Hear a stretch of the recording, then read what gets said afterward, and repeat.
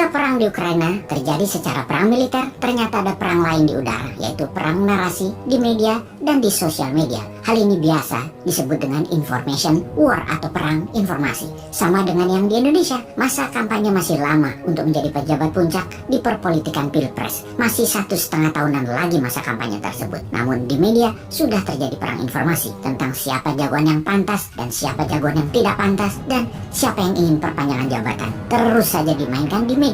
Kita kali ini akan membicarakan tentang mengapa Barat dan Sekutu adalah pengendali informasi dunia, dan saat ini mereka pemenang yang mengatur informasi masuk ke kepala Anda para sahabat semua di seluruh dunia. Kembali ke Ukraina sebagai contoh, di mana media Barat mengatakan pasukan Putin dipermalukan oleh Ukraina. Lebih dari 10.000 tentara Rusia terbunuh oleh Ukraina, sementara pihak Rusia mengklaim sebaliknya hanya 500 tentara Rusia korbannya. Media Barat menyebutkan Ukraina berhasil menghancurkan 300 tank Rusia, sementara Rusia mengatakan telah menghancurkan 900 tank Ukraina. Intinya media Barat menyokong informasi kepada rakyat Ukraina dan dunia bahwa Ukraina berhasil mempertahankan tanah air mereka, sementara Rusia menginformasikan kepada rakyatnya pasukan pembebasan Rusia berhasil menaklukkan sepertiga wilayah timur Ukraina, yang membuat tanah air Rusia akan terlindungi dari serangan agresi NATO. Sebenarnya berapa besar korban perang dan tingkat kerusakan yang terjadi selama perang di Ukraina hingga saat ini?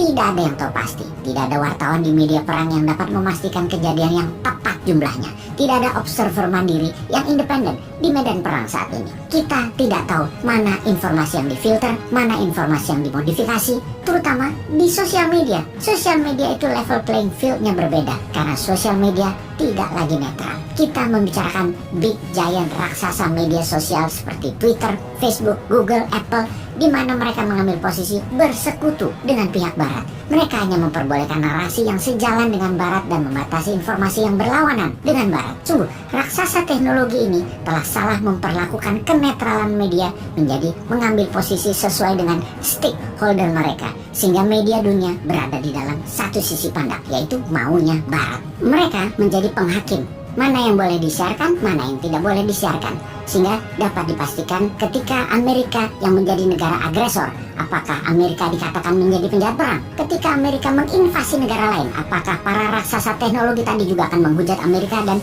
memberikan sanksi kepada Amerika? Tahukah Anda berapa negara yang pernah diinvasi Amerika? Atau ada Amerikanya yang sedang bertarung di sana saat ini? Dari 193 negara yang diakui PBB, Amerika pernah dan lagi melakukan invasi di 84 negara.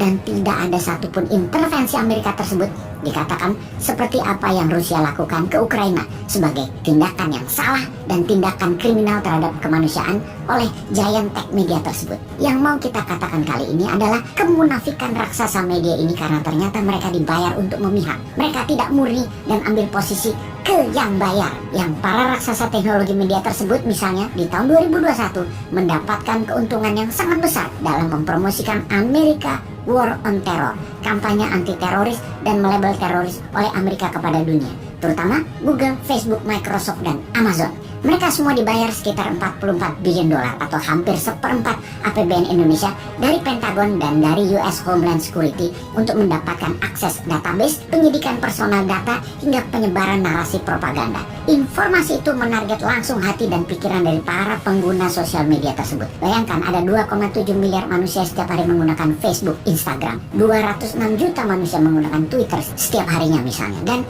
lihat betapa dahsyatnya efek manipulasi data tersebut di dalam mengendalikan pembicaraan pengguna di sosial media di semua platform raksasa teknologi ini. Para raksasa teknologi informasi tadi saat ini banyak memperkerjakan dan bekerja sama dengan Kementerian Pertahanan Amerika, Departemen Dalam Negeri, Homeland Security, NSA, National Security Agency, dan FBI-nya Departemen Kehakiman Amerika. Ada Jared Cohen dari State Department atau Kementerian Luar Negeri sebagai Ketua Kebijakan Internasional. Sekarang dia aktif di Google untuk Counter Terrorism Tool.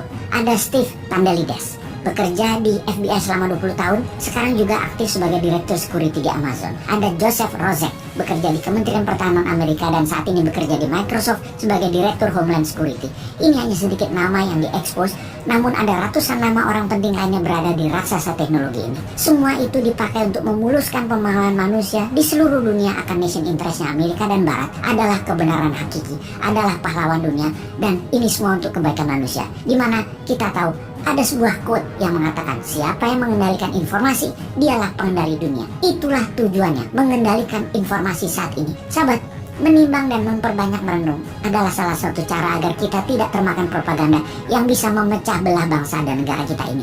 Seperti banyaknya narasi kebencian dan pemujaan terhadap satu sisi dan sisi lainnya yang kita harus pilah dan